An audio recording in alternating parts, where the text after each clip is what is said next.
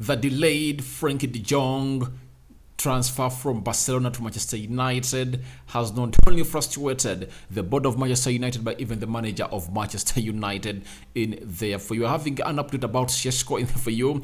Chef of the Sky Sports has come out and confirmed that United are really interested in this guy and they want to sign him at United. Then Aaron Wan-Bissaka up in the mix being talked about, and those are the three people or players that are really so much attached to United. They're going to discuss about into this second video of the day. We started up our day by really doing a fast stream video. I think we're really taking long without doing a live stream, and maybe late in the night we'll come out and really do what we call a live stream either for you after doing that Arsenal game on my sister channel, which goes by names of Rokani Media Football. So if at all you feel like you want to see me analyzing that game of Arsenal and other Premier League games, endeavor to go onto your YouTube channel and search for Rokani Media Football. You'll find me there, and I'll always be there to really bring you news that doesn't concern Manchester United. Smash the like button, comment and share. Road to 10k is on, and let's see you guys subscribe to this channel and hit the notification bell. Now, Frankie de Jong is heating up and really causing lots of frustration at Manchester United. Obviously,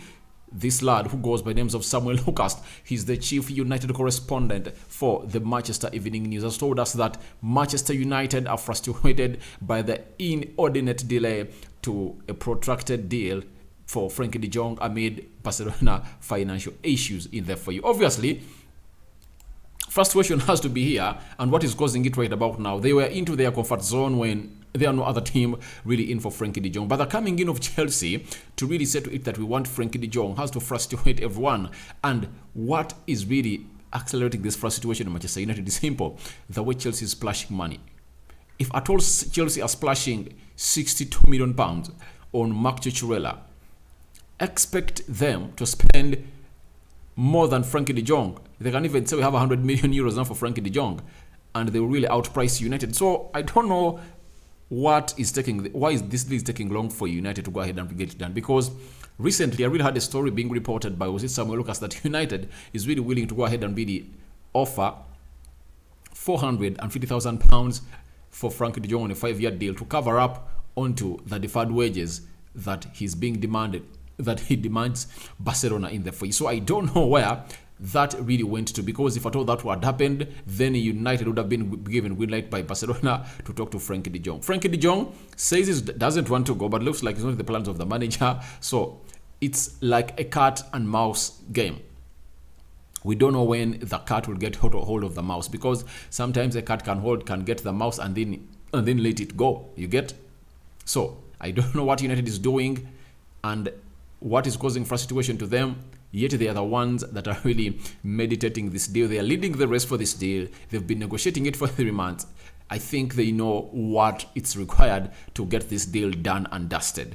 Trust me, the coming in of Chelsea has to cause frustration to Manchester United. Obviously, they just can't not get frustrated, because this deal is really so much time consuming. And guys, if at all it does not happen, the board is going to be put on the spotlight.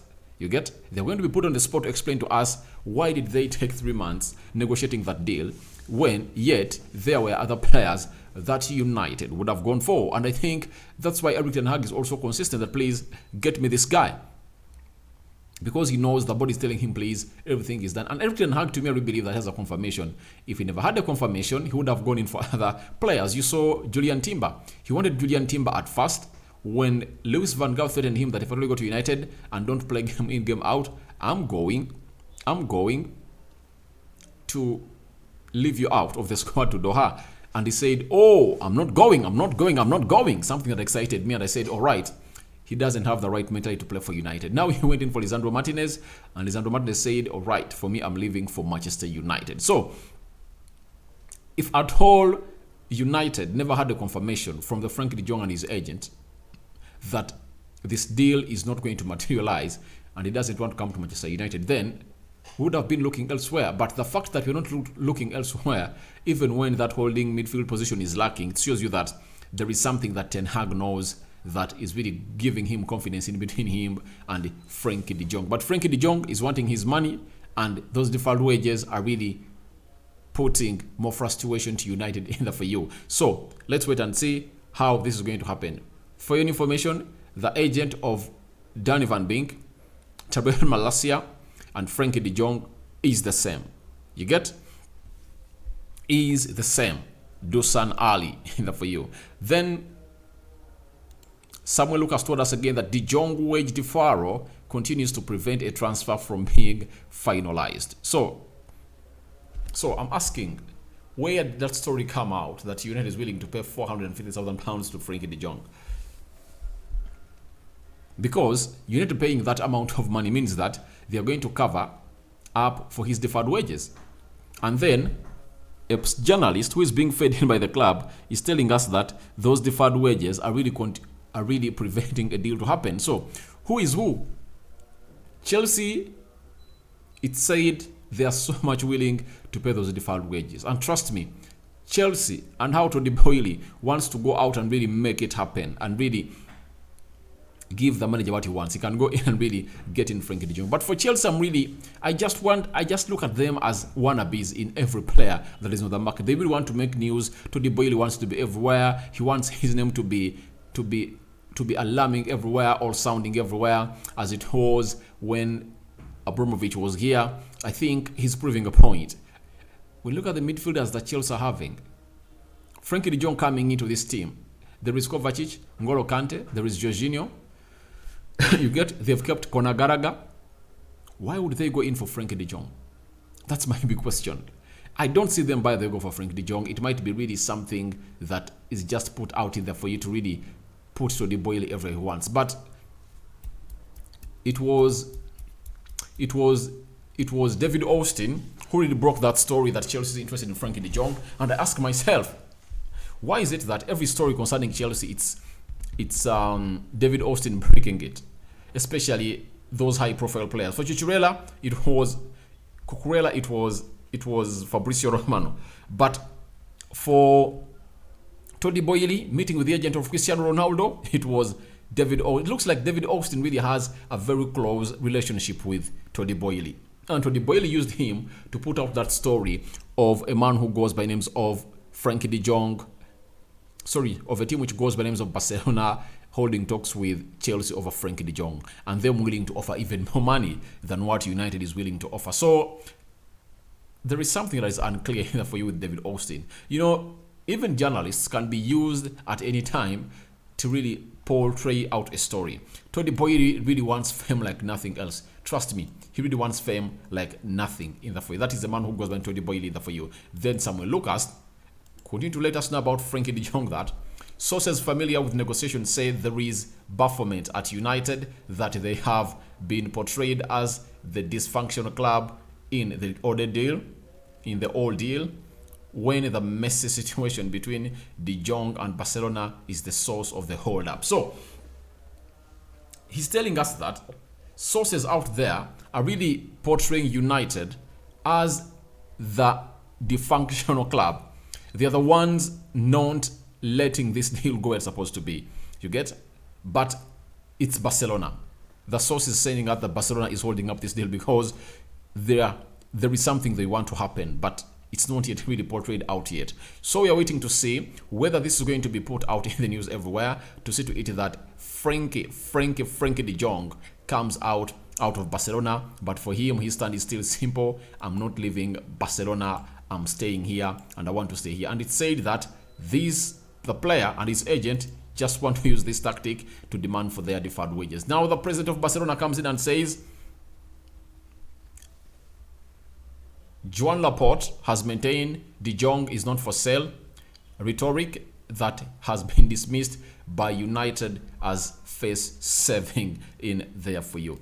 Obviously, Frankie de Jong is up for sale. There is no way United would have agreed a deal with Barcelona to sell Frankie de Jong at 75 million euros, guaranteed fee plus 10 million euros of add-ons. You get? That showed you that Barcelona is willing to sell this player. That photo of Motaf and Richard Arnold in Barcelona confirms to you that they had gone there to discuss a deal of Frankie de Jong. Obviously, the fact is Frankie de Jong is up for sale, but the deferred wages are really causing the problem. Even Barcelona tried to really register certain players. It never went on as expected, and it didn't go on well. So that is what Frankie de Jong is all about. A deal is just causing frustration all over Manchester United because the president is saying the player is not for sale. Obviously, you don't expect him to come out and say that the player is up for sale. Even when you look at players like Memphis Depay, they've never come out directly and said the player is not up for sale. So I really believe that we are entering crucial times of Frankie de Jong deal. Next week is the real moment for Frankie de Jong deal to either know whether it's coming in at Manchester United or not. Reason being, on Sunday next week, Barcelona has to play against Rayo Vallecano, and none of their new players will play if at all they've not sold Frankie de Jong. That's it. So that's the tricky part of this deal, and that's why I really believe that next week is going to be so much crucial. And next week is when I'm going to get to know who is lying, who is not lying. You get? So that's all we have to say about Frankie de Jong. Let's get into the Sesko deal. Manchester United still interested in doing a deal for RB Leipzig striker Benjamin Sesko. Difficult to achieve remains the feeling, even given gaps in valuations. Dialogue remains open between the clubs, though. That is Seth of Sky Sports in there for you. Obviously, for this guy, it's on. United is in there for you. Discussing personal terms has started because yesterday I brought you a story from the lads that really broke this story from Slovenia that United have submitted their first offer to the team and camp of Sesko. You get? So Benjamin Sesko is really in talks with United, and when those talks are done, they will go on and really talk to the club, which goes by the names of Red Bull Salzburg. Because for them, what they want is known. They want 50, is it like 50 million euros? Now, if they want 50 million euros, United can tell them, we're giving you 30 and 20 million euros of add-ons, right? They will say yes, because they won't say no, because they know that this guy is going to come in and return them some good money there for you. Way back, United wanted this boy, and they told them he's going to cost 25 million euros at the age of 16, and they said no.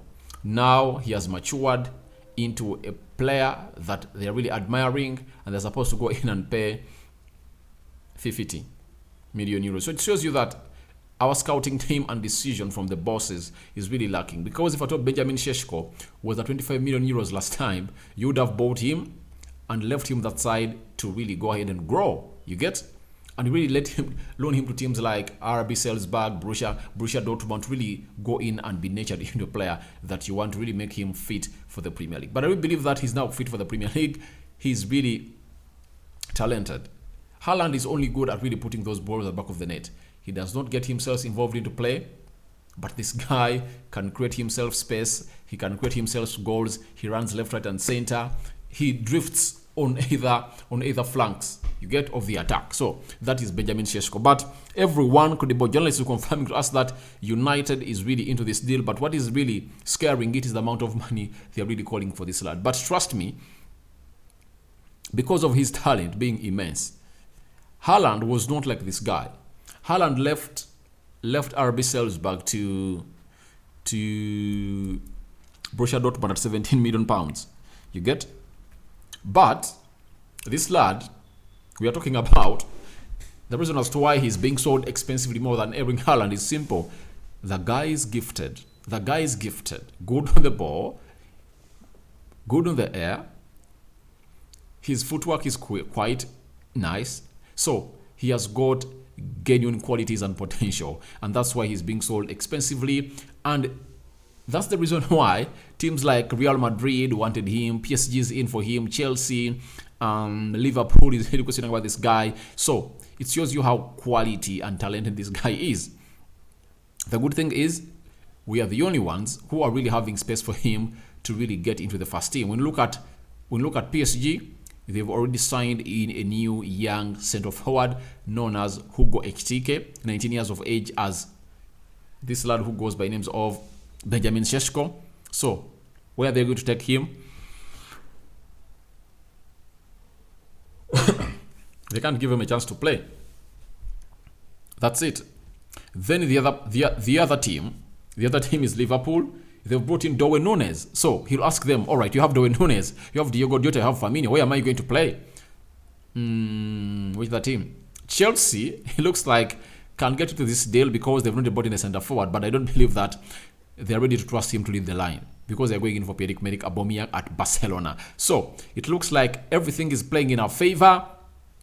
Let's wait and see where this deal is going to go in and end. That is a deal of a man who goes by the names of Benjamin Sesko in there for you. Now, a story that is annoying me this time around is the story that has been reported by Seth, again of Sky Sports, that Crystal Palace, one of the number of clubs interested in Man United defender Aaron Wan-Bissaka on loan. This is what annoys me. United thought to be open-minded, happy if he's still a United player come and end of the window, but also mindful of what would be the best for Aaron Wan-Bissaka. This is annoying me. I don't want to hear this, that Aaron Wan-Bissaka, a player who is not in the plans of the manager, is at Manchester United and United is happy to have him at the club. We are not happy because Ten Hag is not happy with him. Even tomorrow, he can't make the match squad. He can't make it. The manager has made it clear that I don't want him here. So, because he's English, they are trying to make sure that they really get him here. But trust me, I also want to be having talented players who are English attached to Manchester United. Let us get in players who are talented. Marcus Rashford, it's okay being a Manchester United player. Sancho, it's okay being a Manchester United player. Harry Maguire, amidst what he has been going through, he's okay being a Manchester United player. You get? Luke Shaw, it's okay him being a Manchester United player. James Garner, he's okay, you get? But my worry is all about Aaron Wan-Bissaka, whose quality is so lacking to an extent that no team can come in here to cash in for him. That shows you that he is so much deep in form to come in here and really talk to us as far as this game of football is concerned. I 100% believe that we are not wanting this blood in the foyer. But when you hear Sith telling you that United thought to be open-minded, happy if he's still a United player come the end of the window. Why should we be happy for him to be still a United player when even the manager doesn't trust him to deputize Diogo Dalot? He has gone in for Ethan Laird in all of the games we've been playing. And Ethan Laird's loan to Watford is going to be held by United not getting in a right fullback in time. That means even his presence does not help the club. Then why should we accommodate a player whose presence does not accommodate a club? Let me search here for the Man United player salaries. Let me show you guys. This guy is earning a lot of money that he's not even worth for. The reason as to why you can't sell him is because of the board doing such silly mistakes. You get? I want to see how much Aaron Wan-Bissaka earns and whether there is a team that can get him that money. That team is not there. Aaron Wan-Bissaka earns 90,000 pounds a week. Can you imagine? You see, I've been here complaining about Telles earning 95,000 pounds a week. You get? But to me, Telles is more attractive and talented than Aaron Wan-Bissaka. That's why he has got himself a loan move to Sevilla. And I know they'll buy him because he's good. His only problem is that defensively he's always a suspect. But Aaron Wan-Bissaka, no team can pay him 90,000 pounds a week. I don't know whether he is really in his right mind of sense to think that, all right, my relationship with United is really down and dusted. I can't be a United player anymore. Let me try my career elsewhere.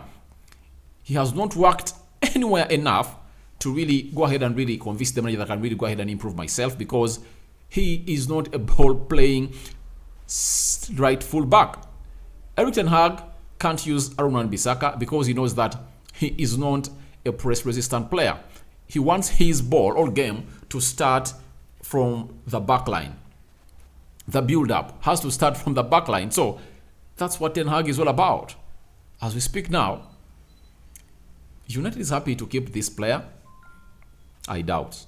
Ten Hag doesn't want him, and I don't see him make it under Eric Ten Hag. Thank you guys for watching in. Smash the like button, comment, and share. If at all you're watching us for the very first time, endeavor to subscribe to this channel so as don't miss out on stories that we do upload in here on a daily. Guys, I'm out for now because I'm going to my other sister channel, Rokani Media Football, to bring you that game of Arsenal versus Crystal Palace. I'm going to be there to do that. If at all you feel like you want to really get part of me, go onto your YouTube channel, search for Rokani Media Football, you'll find me there. I sign out for now. See you later. As the Jong to United frustration.